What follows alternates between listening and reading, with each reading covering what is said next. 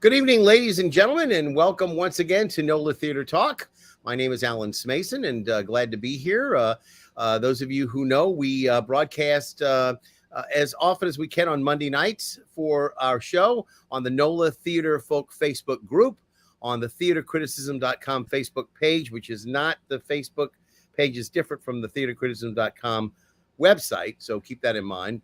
And also on my own YouTube channel, so you can see it live as it streams on the show nights that we do it.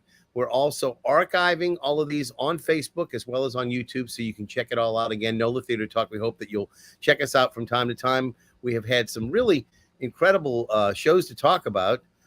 We got actually two to talk about tonight, the first of which is going to herald the return of Anthony Bean, which I'm very happy to say Anthony's with us tonight, as well as two of his leads in his newest production. So I'm going to have him come into the room, and we'll say hello. Anthony Bean, welcome once again to NOLA Theater Talk. And again, we're talking about none other than The Bodyguard.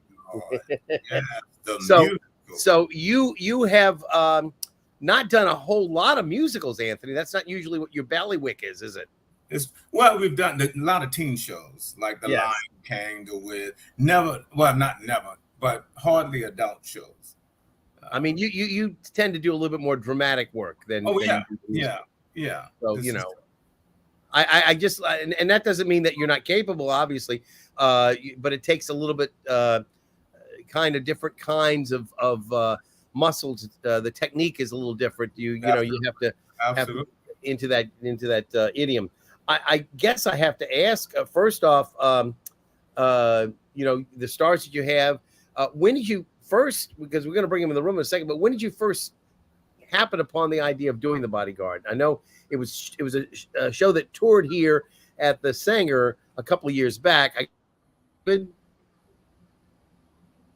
Yeah, they released a couple of years ago. I think they released the rights to community theater. And I saw a theater, I don't know where it was, but I saw it on Facebook that they were doing it. And those songs. Oh, yes. The songs is basically my soundtrack coming up. I remember particular songs like Run to You and I Would Always Love You. I had a neighbor next door to me that tried to sing it. I mean, she was just running this song to the ground. And every night I had to come home and hear her try to sing through the walls, I Would Always Love You. So anyway, it's the songs that impress me. And The Bodyguard, I think is something that my theater should be the first to do. And again, you are. So, congratulations as far as the community theater. Since the national tour of The Bodyguard, it's the first time that we're actually seeing it here. And those that did see it, that was straight off of basically straight that they were doing it. I don't remember. Did they ever do it on Broadway? I don't remember if they did or didn't. I'm not really sure, but I know they did an international tour. Yes. In any event, the major part of this, obviously, it's all the Whitney Houston songs we know love. Where the Broken Heart. Some song that was not in the original movie. Like I Want to Dance with Somebody. Songs like that. I guess we can talk about that later. Right. Well, anyway, so I want to first off, since it's all Whitney, and you have to have the main focus of the show is going to be on the person who is emulating, who is playing Rachel Marin, right? That's the is that correct? The name of the Rachel? Yeah, Rachel Marin. Yes. Marin, right? And again, she has a sister as well that who's not with us tonight, but that's Eliza. But Asada Renee is the star, and we want to bring her in the room right now. Let's see if we can get all three of us. There we are. There she is. This is the tricolor. 1, 2, like the French flag. We got a red, we got a. So Asada, first off, how long have you been preparing for this role? It seems like when you opened on Friday night at the New Orleans Jazz Market, you had said that you'd been preparing this for a long time. This was something you had not expected to do a long time ago, but you were preparing to do this role. And is that the case? Yeah. So the question is kind of a little deep because if you want to look at it from like a technical standpoint, technically, I've really been preparing my entire singing career because had I not been singing for so long, I would not have been able to do what I'm doing in a few months' time. It would have definitely taken more time to develop that. So, um, me having that prior experience in live entertainment kind of definitely helped boost, fast track me through getting into this character. Yeah. And I can also say, and I hope it doesn't, cause you any undue distress to have me comment on the fact that Whitney was a very lovely individual, and you carry on that tradition very proudly. You were on stage, and you are every bit as lovely as she was on stage. So I think that not only do you have the voice to carry the character and to do honor to her career, but you also carry it off as somebody who actually has the ability to look and emulate Whitney. Thank you. All right. Now, I don't want to make you too embarrassed. I do have to ask you, Anthony, what was your biggest challenge in putting on this musical? Finding Rachel. Okay. Finding Rachel, the right size, because the bodyguard had to carry her through the theater. And I got a lot of big voices. I had some voices, particularly those from church groups, who would say, you should see Sister Ray, right, whatever. And it wasn't the right type until I saw this young lady. But that search was almost 2 months. Wow. And looking for the right person to play Rachel. And then this young lady came. And I don't know if I should tell the story, but the story is a good story. I like honesty. She came and she sung "I Would Always Love You," and I was impressed with her range until she hit that last note. And that's the note everybody would die for. That's what they come in to see, that dramatic, climatic. Anyway, she hit a note I didn't recognize. She went flat, and I said, "Oh God, no! You had it, baby. You lost it." So from my perspective, though, Alan, I got the call and I had like a few days to prepare, and I was like, "Oh my gosh! Like I'm not conditioned yet. It's like trying to throw yourself in a 5K race with hours notice." But something in me was just like, "Do it anyway. Go anyway." And if it's meant to be for you, then the director will understand that things take time, and he'll hear the potential and trust that when it's open at night and the curtains open, it will be ready. Yeah. Well, she came. I asked her. I told her, "You need to come back again and do this again." I think you came back 4 times. Yeah. So I came back. The second time was for the music. The other 2 times was to get the acting. And she came one time. I think the thing that probably sealed the deal, but I wasn't really sure. She came with this outfit on, and she had the cape, she had the hood. She looked like a star. and I saw Rachel, but I still wasn't sure because that note was still in the back of my head. To hear it. And the right way. I hope you gave him the right note the last time, and that sealed the deal, right? That sealed it. And I promise you, we had the radio personality of Uptown Angela. I'll let you talk about that. She was there when I was going to make my decision about who was going to play Rachel and who's going to play her sister. And it was just a spur of the moment, right then and there. I said, Asada. Very good. Asada. Well, let me dramatically change the course of the evening by asking everybody what they brought into the room. I'm going to bring out my smaller martini because I spilled a bunch of it on myself. But this is actually a vodka martini made with Tito's. And you'll notice 3 olives. If you do a proper martini, you have odd olives, 1, 3, or 5, never 2 or 4. That's just gauche. All right, Anthony, what did you do? I was, this is a margarita mango. She's almost gone here. I don't know if you can see that. Wait a minute, let me go full screen on that. I said, wait, what happened? You want to see it? No, yeah, there you go. All right. I've been waiting in this room, and while I was waiting for whatever minutes, I decided to go ahead on and do it. No. Now, Sada, we know you're not performing tonight, so you're allowed to have something to drink. But if you don't, we understand too. So I'll show y'all what I have. And this is not just a goody two shoes moment. This is like a serious deal.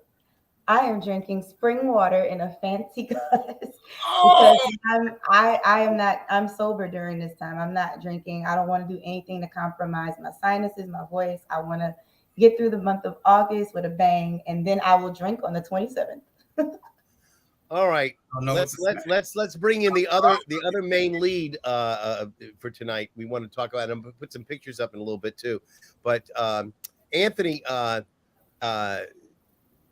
should we even mention the fact that you were looking for a Kevin Costner type, and you said, who's going to come up with it? I've seen 2 or 3 of them. I called you. I called some of the big whales in the business. And I said, you got to help me. I'm looking for Frank Foster here. I'm having problems trying to find him. I mean, one was either too big or too small, or too old. And I think it was you that recommended. It was. Yeah, I said you're not going to find anybody better than Jake Wynn Wilson. You said that. And there he is. And there he was. It was like. Well, cheers, Al. Thank you for the job, Alan. Thank you for the job. I'm drinking Coca-Cola, but as with any good martini, there are 7 ice cubes. 7. Oh, 7 ice not 8, but 7. So I got you. So I had to go through his agent and his manager and all that sort of stuff. So you finally got Jake. So this is Jake. I'm delighted though. Even if it was just a small amount of my input there, I was really glad. I'm sure you would have gotten the role on your own laurels anyway, but I was glad to steer Anthony in the right direction. Let's put it that way. And I thought you did an excellent job. And yes, you do have to carry her out of the stage at one point. So I'm sure you had to practice that a little bit so that that was a good lift for you. That wasn't a problematic. Asada weighs 68 pounds. So no, it wasn't an issue. Rachel and Frank make a very, very lovely couple on stage. So you've got not only the charm and comeliness of the female, but also the attractiveness of the male lead. So you've got some pretty good looking actors there. So and they're meant to be, because that's the story is about these two people who kind of have a connection, and I'm not sure that I don't want to spoil anything, but there's a lot that goes on with it. Those who didn't see the movie don't have to see the movie. It's not necessary. What I think is important is that that the songs are going to be sung live, and that that's not always easy to do. That you're not singing to a tape.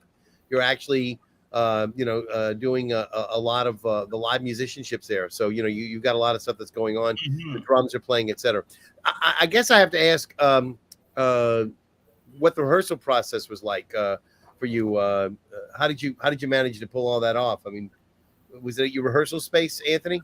Yeah, well, on Chapatula Street, and we managed where the dancers in one room and the actors and believe it or not, we went on the stage. Was it the week of the show, guys? Was it the week of the show? Yes. So, yeah, we did very well, and I was surprised that the first night was kind of rough because it looked like the set was turned around, but my stage manager thought that it should be that way until I think somebody said, no, that's the way. The first night in the space, like half of the scenes were mirrored, where the way we rehearsed it was like on the opposite side. And then it was it was the stage manager had said that she kind of had some spatial dyslexia, and it was just a mistake, because a lot of us were like, what are we doing? This is rehearsed this for 6 weeks. And so that got squared away pretty quickly. There you all are on stage, and of course, right behind you, you've got Al Aubrey, who's been a mainstay with you, Anthony, through the years. Huh? That's right. He's a big guy, but such a marshmallow. Big heart. Very sweet guy. Very nice guy. And I noticed this picture you sent out to me. There you go. And you know what? 68 pounds or not, You make it look easy. You make it look easy. Yeah, your husband had problems with that picture. No, you did. So Asada, he mentioned somebody in the rehearsal process that came on stage on Friday night. Would you manage to tell us who that was? My mother. And what was her name? That is, well, to me, she's mom, but she's Uptown Angela. Uptown Angela. Yeah, yeah. And now she does what, DJ work or? Yes, so she's on air on 93.3 FM, but she's also like, she has a corporate position with the company as well. So she like manages different regions, and she's a boss. She's a boss. Well, she looked very proud of her daughter, I have to say. Now, can I say something? I mean, I just want to emphasize this, that Uptown Angela has nothing to do with me casting. Because you didn't know. You didn't know at the time. She came in later. Yeah. When did you find out that Asada was her daughter? Well, the night, well, she came in once before, but the night that I was to make my decision, she was there. And that had no influence on me because my mind was already made up. But I just want to make that clear when they say, "Oh Lord, she's a personality on the radio." It had nothing to do with my selection. Well, it couldn't hurt either. That's another thing too. I have to ask. She earned it, and that's what I was trying to say. Jake, you don't really sing. You do have one song, and I'm not going to spoil it. As far as you do have one song you do.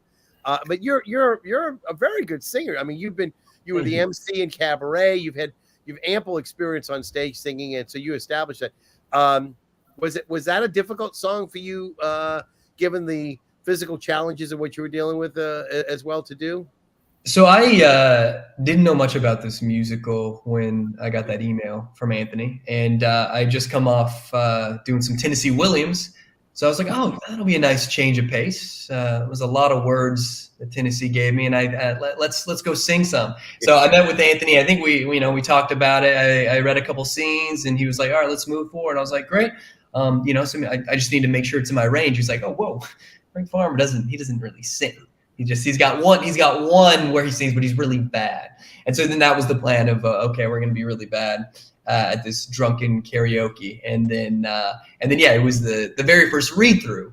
I said, I'm gonna do my best on this. We're gonna see what happens, and got through that. Gave "I Will Always Love You" my best shot, and then at that point, Anthony said, I think we're gonna let you actually sing that one. Yeah, the audience. I do get to sing in this, which is fun. And is it a difficult song? Yeah, I'm actually singing it in the original Whitney key, the original Dolly and Whitney key is the same one. And so you kind of know what I do, Alan, with it, and so I won't spoil it, but it gets pretty high. It gets pretty high at one point. So, and a lot of people forget that Dolly Parton wrote the song. And she wrote it, when she was getting ready to leave Porter Wagoner on his show, whatever that they were breaking up, as it were, as a team, and and it was her song as a swan song to him to say, "I'll always love you and appreciate all that you did for me, but I have to fly away now, and we have to break off." And so it's a sad song, but it's also a song with hope, Right. and so. And I think that comes across in every instance that you hear it in the Bodyguard, the musical. So, and then those with a keen ear like yours will notice that the backing track too, when I sing it, it's got a country twang to it because it's the Dolly version. It's a little bit more the Dolly version, but it reminds me of the story about Jimmy Stewart when he was hired to sing the Cole Porter song "Easy to Love." The studio executives decided that they were going to get a guy with a good voice to sing the song. Mm-hmm. And then they heard the song, they heard Jimmy Stewart do it, his rendition. And they said, you know what? The song's too good. He can't really even ruin it. I mean, this is Cole Porter. Let him sing it. And he did, So in your case, though, it was not bad. It was very good. I thought the audience did an outstanding each night. Yeah. Means a lot coming from you, Alan. Thank you. No. I mean, I really that.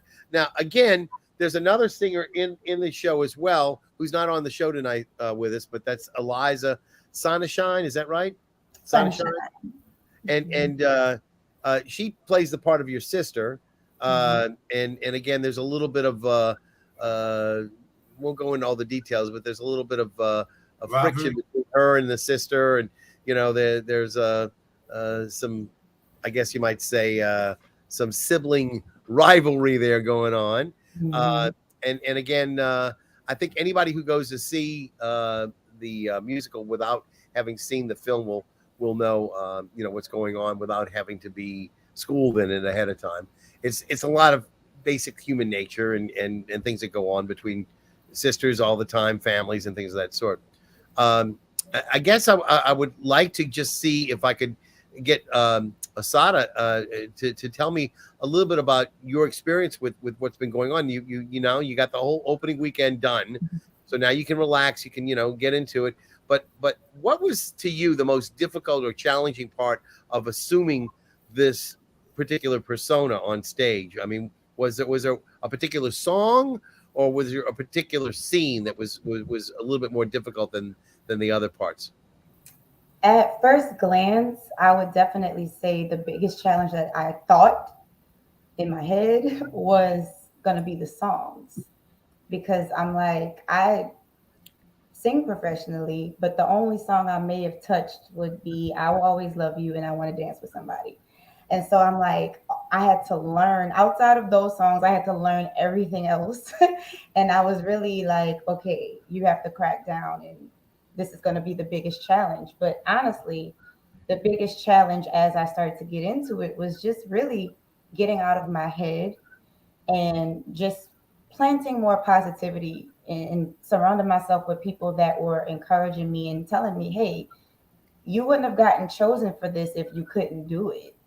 And so I can definitely say that working with Anthony has helped to unlock. It's almost like helping someone see their potential. And I'm just excited for anybody that hasn't seen it to just come and see it, because I have family members that, of course, they've been to my shows and they've been to things that I have done prior to this, but they're like, Asada, this is on a whole nother level. We've never even seen this version of you. Who are you right now?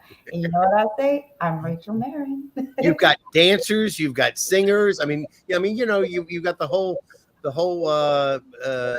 formula working there for you. I wanted to throw out a couple more of the photos.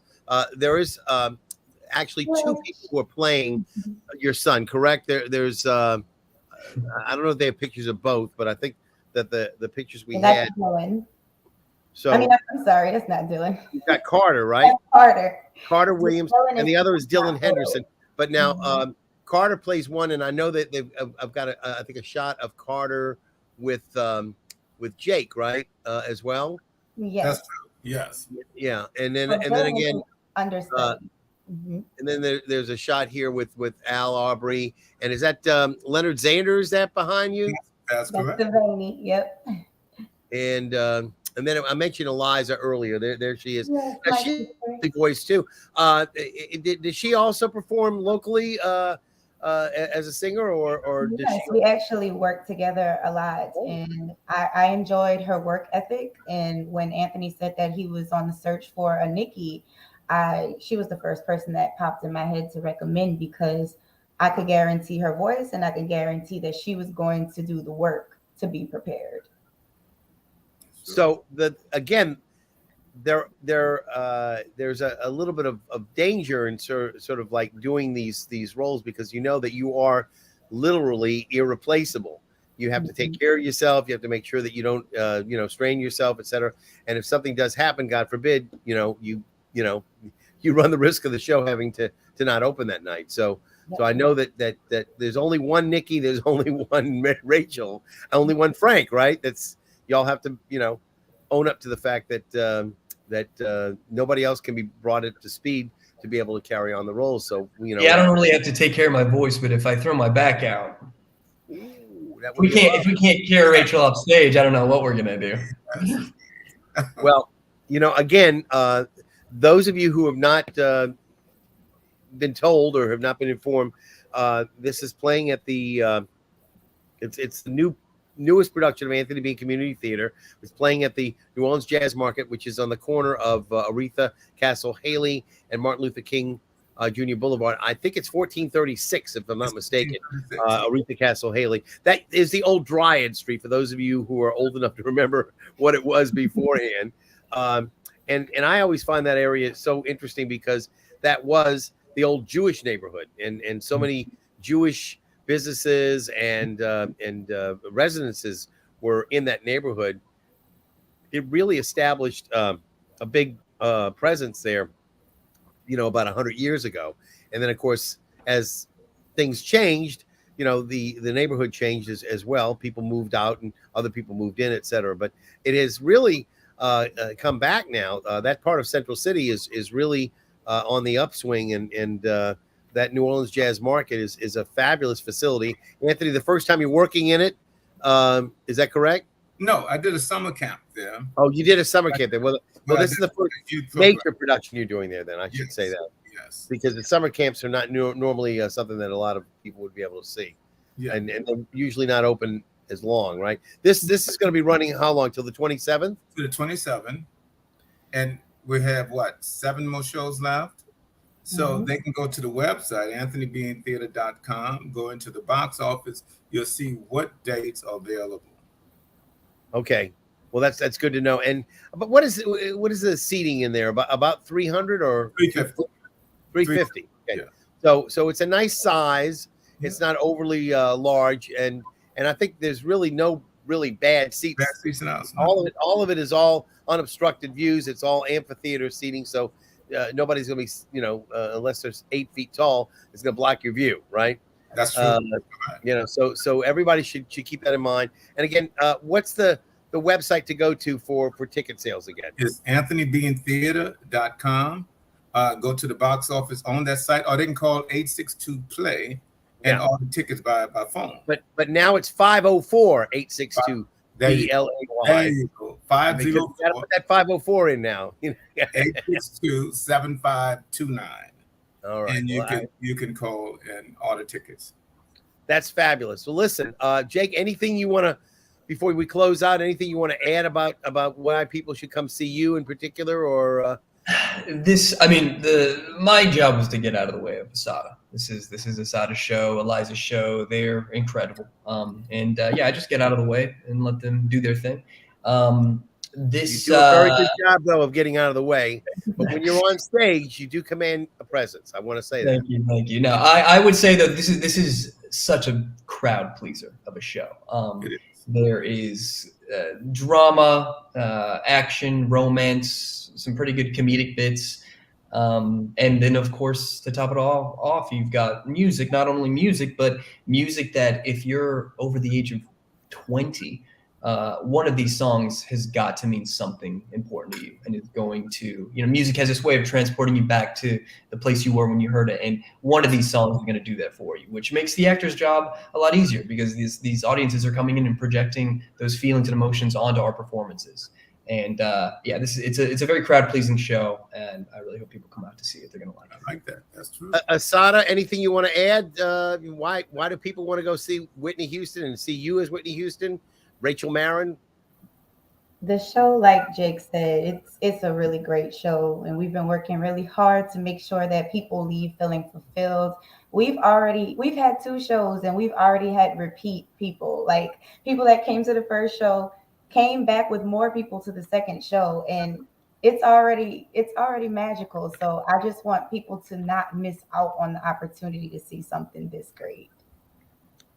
Well, I want to thank you all for being with me tonight. And again, Anthony, I appreciate your getting us in and out. Within a half hour, we have another show coming up that we're going to talk about. It's also on the boards. Everybody check out The Bodyguard at New Orleans Jazz Market.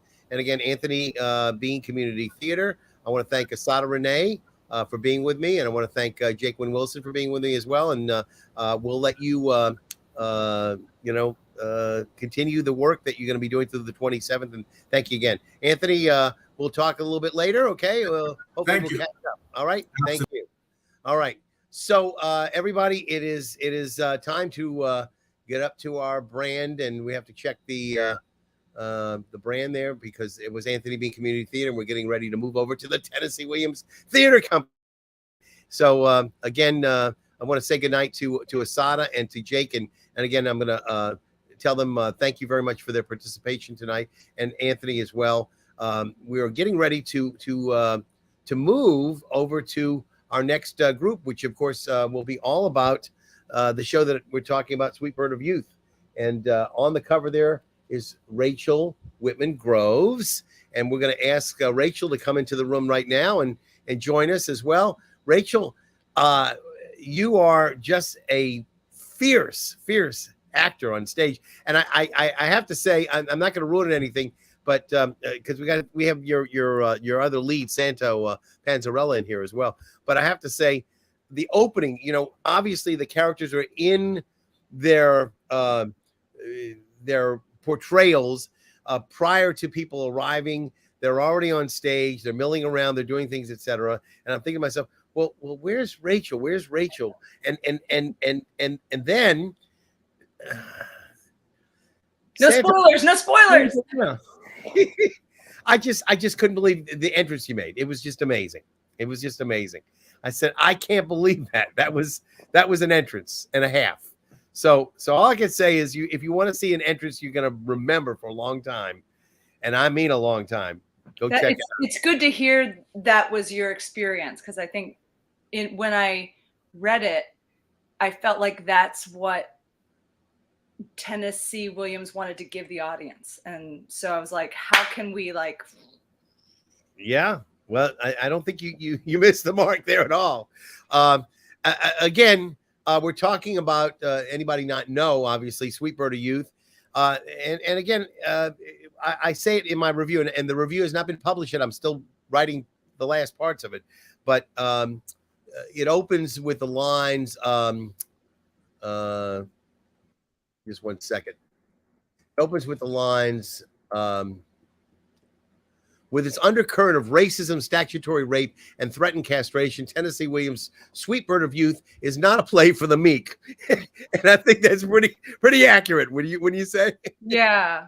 Oh, yeah. So yeah, there's a lot of things going on. And again, part of it is the journey for your character. And again, the other part, we're going to have Santo come in right now. And that's the other aspect of the play, and in many ways, Chance Wayne, played by Santo Panzarella, is also on a journey. And Santo, welcome. We didn't put your character name there. If you want to, you can. We can do that. We can change it for you if you want to add, Chance Wayne and either Princess Cosmopolis. I don't know whether or not to put Princess Cosmopolis or Alexandra Del Lago. I mean, in the script it says Princess. I know. I think all you got to do is see the little small clips there. You can just edit your name and headline, but you just put it under the headline where it says that. Oh, I'm terrible at this stuff. Okay. You want me to do it for you? I'll do it. If you don't mind. Yeah, I'm gonna No. You know what? I am happy to do that for you. So we'll I'm not going to put it in. I'm not going to put it in. Let's see. There you go. See. Oh. And would you like me to call you the princess? I think that would probably be all right. Princess. All right, we'll do the same thing. All right, so Princess Cosmopolis. I think that was probably one of his more inventive names. So there you go. Done. So, all right, so you all have been doing this role now. This is the second week, right? Am I correct? Yeah. The first week I was unable to see the show because I came back specially from the Boy Scout Jamboree. I drove, like 13 hours to come back in, and I had told Nick, one of the artistic directors for Tennessee Williams Theater Company, that I was coming in to see the show on Sunday, and he said, "Oh, we don't have a show on Sunday because we have to give the actors a day off for whatever reason. I think you must have opened on Thursday or something that night." Yeah, and we've been rehearsing. Yeah. So he said no Sunday show, and I said, but I'm driving back, and so I didn't get a chance to review the show last week, which is what I would have normally done. So the review had to wait till I got to see it.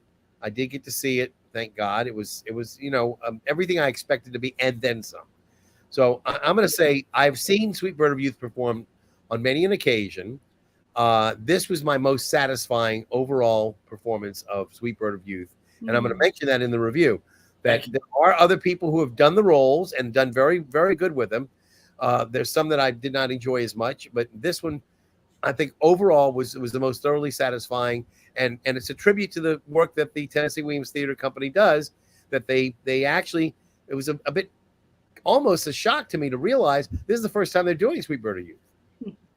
Because they had done just about every other major work by Tennessee Williams, and then a few that are not so major.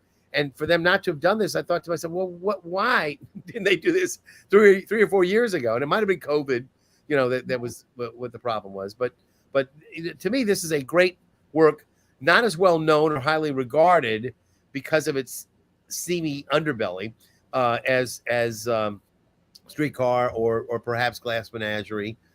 But it smacks of Tennessee Williams, and it smacks of all that he was about. It talks about being in the South, and the attitude that was prevalent in the 50s, and the fact that he's dealing with personalities. Again, I call these two characters, the best word I have for them is desperate. Would you say that's about right? Very, yeah. Oh yes. I mean, it's written in there, I accuse him of his desperation at one point and try to take advantage of it. So Chance is running back towards where he wants to be, and the princess is running away from where she was. Yeah. And they're both together on this journey, right? Yeah, she's running away, and she's trying to tell him to run away. Yeah, well, she eventually wants him to run away with her, but I find that the nature of their relationship is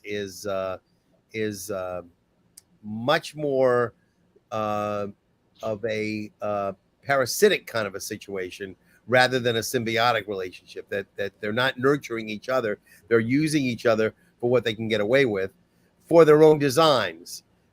In some cases, it's I think in the princess's case, it's more an attitude that she is somewhat helpless and she needs someone to depend on, to lean on. And Chance, on the other hand, is utilizing what she can provide for him to get him to his quest to what he wants in life. So they're essentially using each other for the right reasons, the wrong reasons. I'm not quite sure what you'd say in that particular case. But had you Rachel or Sandro, had either of you seen this play before presented or seen the film? No, so I refuse to watch anything that I'm doing that if it's been done before, just because I have a couple homages to Paul Newman in my performance. That was through Doug Spearman. He just said, I think we should do this just to pay homage to him. But the most I've seen of it, and I studied it, but the last Movie Stars, that HBO documentary about Paul Newman and Joanne Woodward, they one episode in particular dives in specifically with Elia Kazan and Tennessee and Paul, and doing this play on Broadway. So it was a lot of really cool behind the scenes info with that. Rachel, what about you? Was doing the role? I feel like, I don't know if I've seen a scene workshopped in classes before, but I knew when I heard it was being done, I was like, I want to do this. And normally, I sometimes, like, what I'll do is I'll go to New York and I'll go to the public library there, to their archives, and I'll watch the original Broadway production of things. I did that for Moon, and for a lot of things, I'll just go, if I'm directing, I'll go watch the original production. A lot of people don't know that that's there. Yeah, and it's every play on Broadway has been recorded, and it's there at the New York Library. But this time, I was like, I have not seen the movie. I've not seen the play.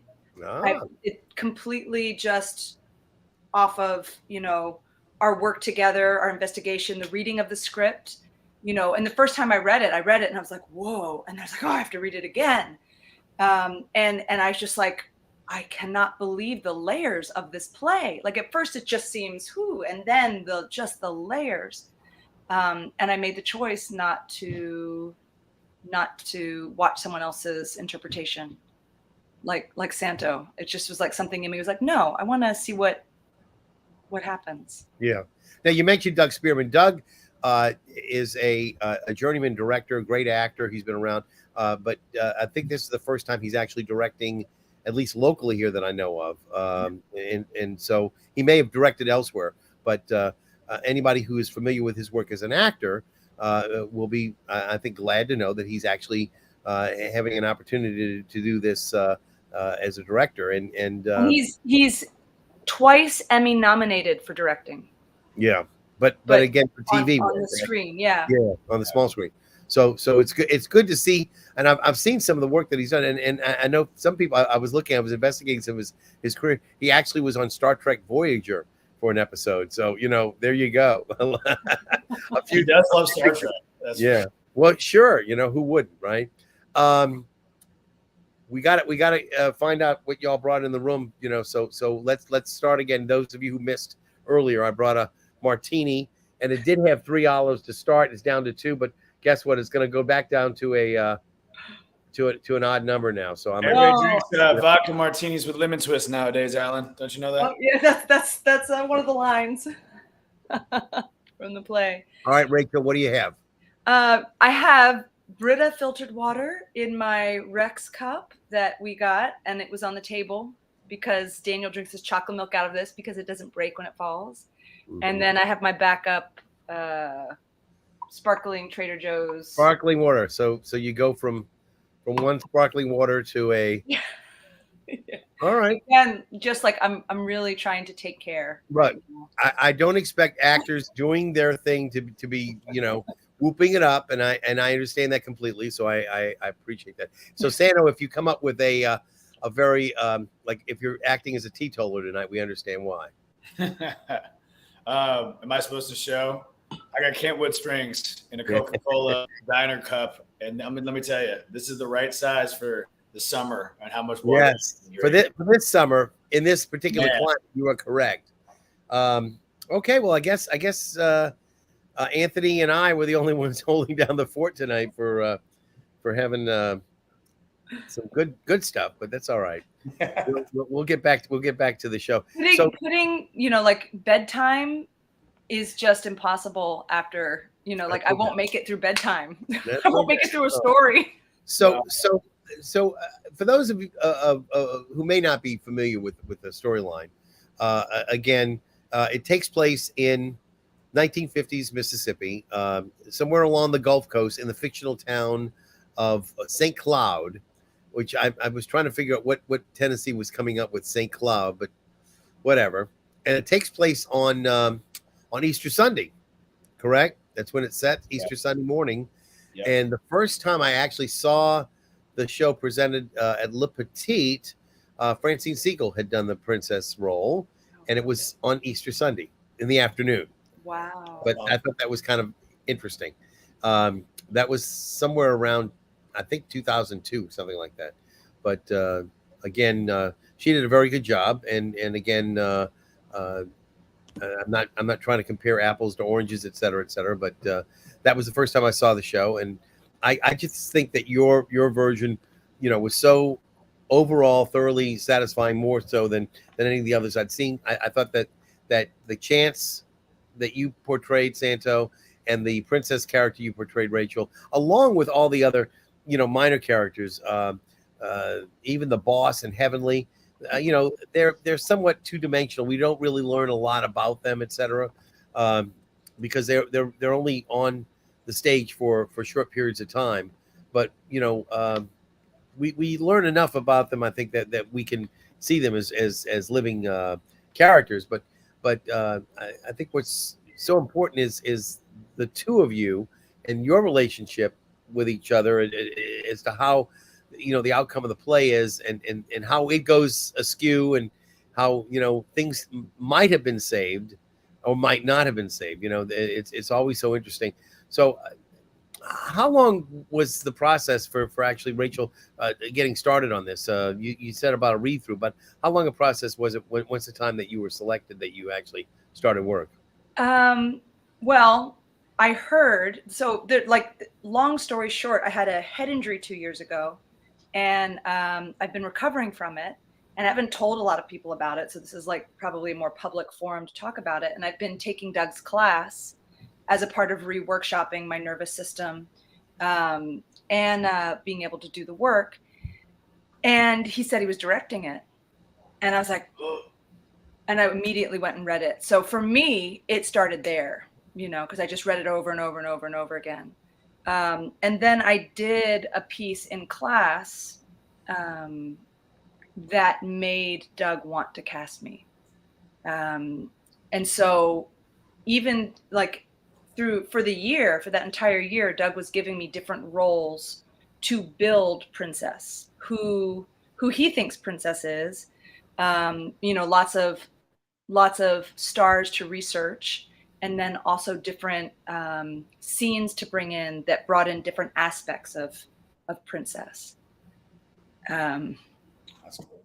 And then Santo and I brought in some scenes to class to workshop it, just to begin seeing what we saw on the page and have Doug give a glance at it.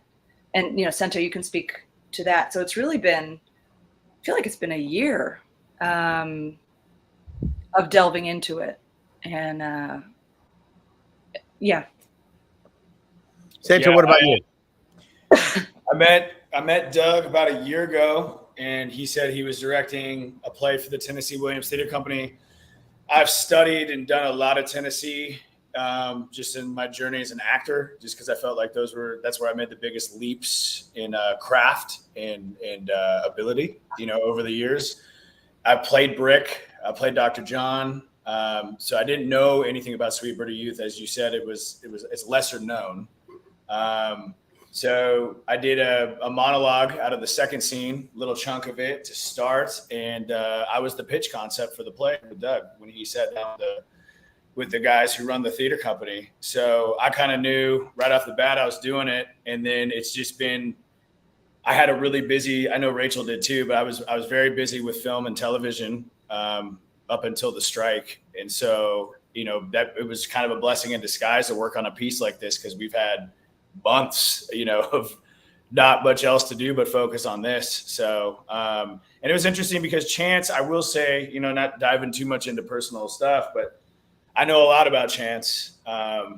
And so it was more of a process of shaving back personal growth and maturity, and reliving some things that I've gone through in my life, and reapproaching who that guy was, which has really been the long-term journey for me in this thing. Well, we have a couple of comments. I know earlier tonight, Jennifer Shea had a couple of comments about when we had the drinks, etc. And then we have another person. Again, one of the things we tell people is they want to have their names used up like Jennifer did. You need to go to the Facebook page. It's basically StreamYard.com/Facebook. If you put in that particular I guess you might say link, it'll allow you to tell Facebook that it's okay if StreamYard, which is the application here, will work. So I don't know who that is. It says you're magnificent, but they're not wrong. But that's what we should be. StreamYard.com/Facebook. So if you want your name to show up that we can see you when you make your comments tonight, please feel free to do that. So we've got a little bit of time still to talk a little bit about the show, and again, it would be not responsible for me to not mention the period of time that we're dealing with. This is Mississippi.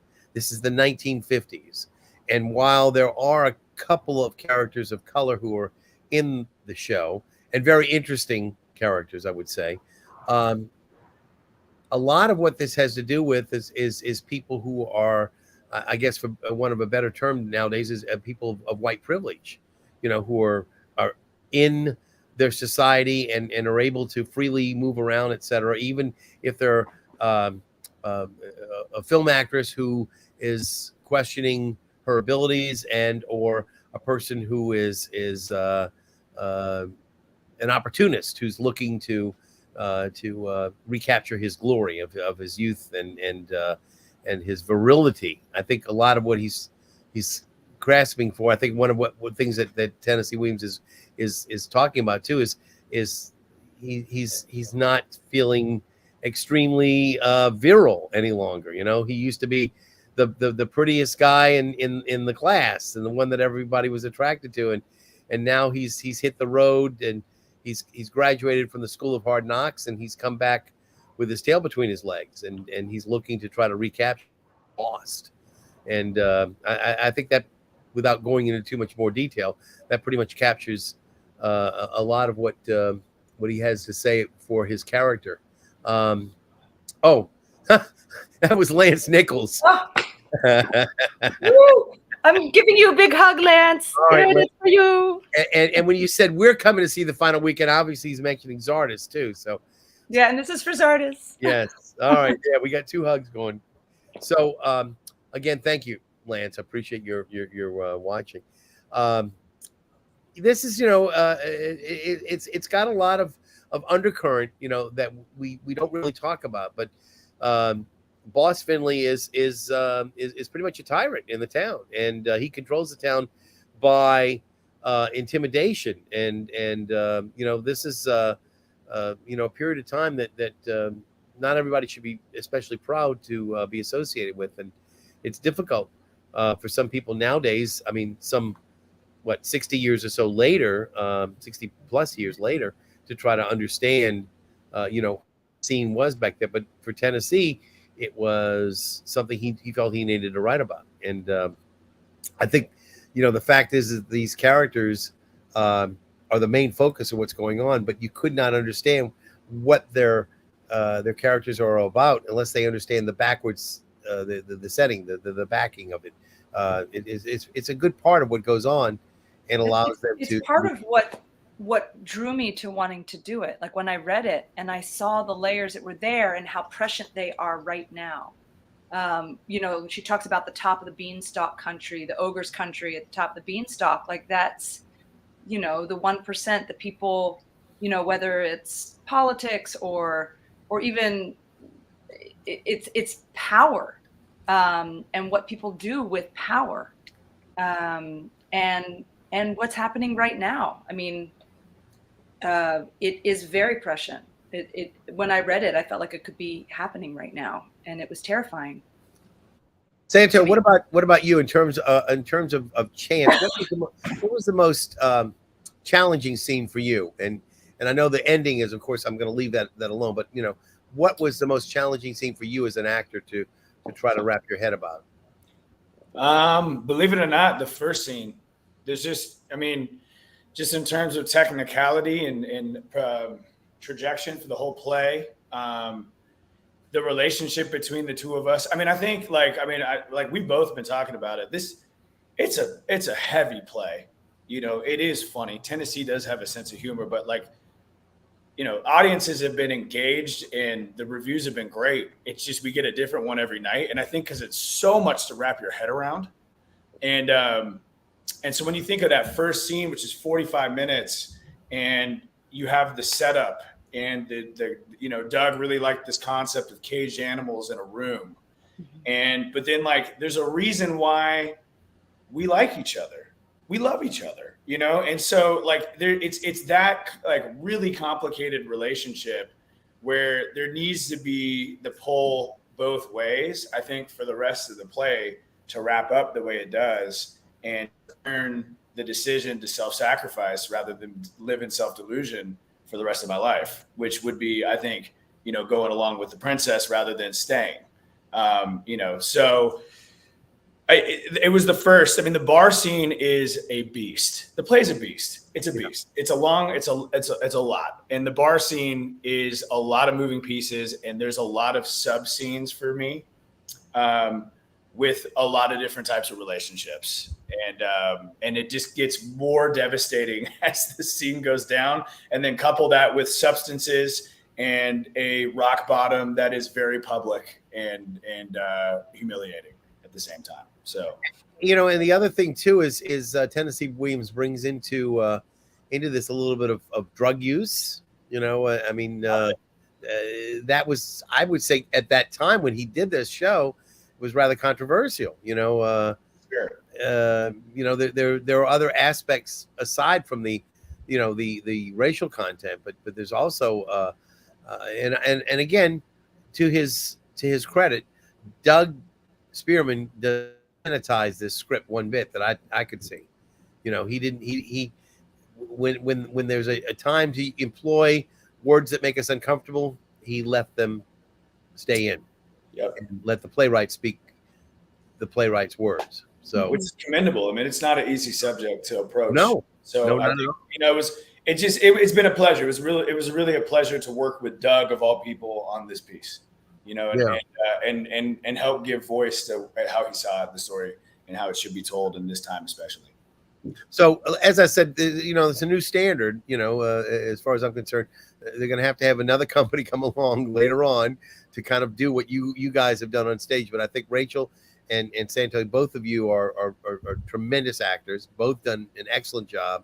And that I think that the script in Doug Spearman's hands was executed extremely well. I know that the sound, I was really captivated by Nick Shackelford's sound bites that he has, little pieces of music, etc. that go in. It has that sort of dreamy quality of like a noir film, you know. Yeah. You know, and he's got a lot of other things that he does in there as well. But for the most part, I even asked him. I said, "Where do you get that music from?" You know, it's because I said I didn't see in the script, you know, or the program, you know, where the sound is. He said, "Well, it's in there. I still haven't found it, but that's all right." You know, but the point is I know he does the sound for most of the productions, and so I assumed he did. We all have a different theme. Like all the different characters have a theme music. Yeah. I think it's very purposeful. Just But again, one thing I will say, if anything was sort of distracting, and it's a shame that we can't do too much about it, is this is being presented during the time when we're having a heat wave in New Orleans, and it's so difficult sometimes, you know, to get away from that heat. It does get better in the second act. You know, you can fan yourself a little bit less because the sun goes down. Yeah, it's been. Sun does go down, and it gets a little bit more tolerable. But I will say they did tell people in advance, you know, about parking and everything else. But yeah, you do need your either your program or a fan, because it does get a little hot. But I will say the hot and steaminess is most evident on the stage anyway. Well, it's Mississippi, you know. Yeah. Let's, So- you know, it's meant for a hot climate. Not pretend. Anyway, I'm so glad. I really want to remind everybody again, this is the Marigny Opera House, which is like 765 Ferdinand Street, something like that. But it's right in the Faubourg Marigny. And again, you get tickets at Tennessee Williams Theater Company, and look that up if you want. I'm sure they have a long link. But if you just go to Tennessee Williams Theater Company, that's theater with a TRE ending rather than an ER. You can find, I think it's TWTC New Orleans or something like that. .com. And again, I really am so happy that you all were able to make it tonight. I've got a lot of you know, shows that I'll be seeing in the next few weeks, but this was a show that I really was so happy to see, and I was delighted to see you in particular. The performance is fabulous. Again, there are a lot of other people involved, and I know I didn't show all the pictures that we had, you know, because there are other people involved that probably you know, dancers and stuff like that we have. Oh, look at that! Wait a minute. There, the cast, the whole cast is amazing. I mean, I can't say I'm too Brandy, Rashif, Brandy Rose, just everybody's amazing. fantastic. Just fantastic. And again, want to remind everybody, that the shows are going to continue. It's been extended now through the 19th. So you have no excuse if you couldn't go because it was closing up this weekend coming. No, you got all the way till the 19th to go see it. And please avail yourself of the opportunity. Rachel, thank you. And Santo, thank you as well. Stick around for just a minute. I'm gonna say goodbye to everybody, but let me say goodbye as in my own inimitable fashion. I'll remove you, but I'll be right back with you. And again, thank you all for being with me tonight. Again, 2 shows on, essentially a half hour each. NOLA Theater Talk tonight. Again, you can see this always on the NOLA Theater Folk Facebook group, the theatercriticism.com Facebook page, and my own YouTube channel. And we'll have, I hope, a couple more shows coming up. We have Fat Squirrels coming up with a new show, Starcross. So we'll probably talk about that as well. I'm not quite sure when we'll be able to go because they work on Mondays. So we'll see what the story is on that. But in the meantime, this is Alan Smason. Thank you all for being with me, and I will see you at the theater.